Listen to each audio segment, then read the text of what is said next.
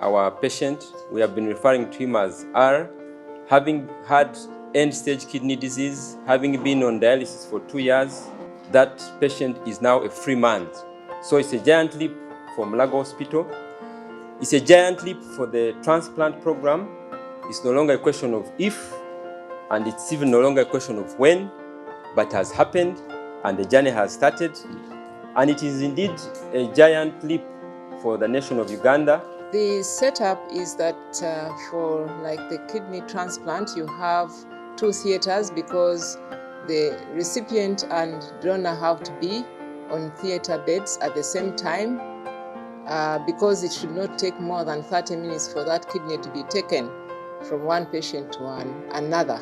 The operation may take like 4 hours, but the preparation takes quite long for the recipient and the donor, and even the preparation in the theaters. So our donor has actually, after coming out of theater, not had any severe complications related to his operation. He's currently taking only pain-killing medication to reduce the pain from the surgery site, where they removed the kidney from. His wound has healed very well. We don't anticipate that he will get any complications following the surgery. And because of that, we review him every 3 months and generally check his general health. After 1 year, we actually don't need to see him again after that. The recipient actually will continue to have care throughout his life, and you have to monitor them and taper down the medication which they give. When we bring the graft kidney and put it in the recipient and it reperfuses, it means it has received blood afresh and produces urine, we celebrate. In theater, we celebrate. That celebration we made. When the donor begins getting their renal functions coming back to normal, we celebrate. That milestone we passed.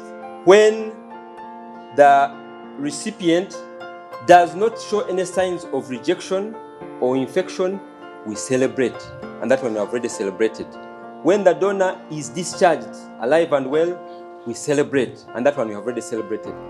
Finally, when we discharge the recipient alive and well, we celebrate, and that's why we're here. If you have the capacity of many ICUs for taking care of these patients, we could even operate 2 patients in a day or more if we have set up ourselves and we have the human resource for post-operative care.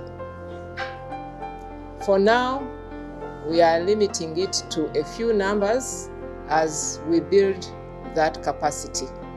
Organ transplant on Ugandans is already happening, has been happening. Kenya, India, Turkey, and so on and so forth. What we are celebrating is the transplant of a Ugandan in Uganda. The next step, if you are clapping, please clap. The next step is for us to have organ transplant on Ugandans in Uganda by exclusively Ugandan teams.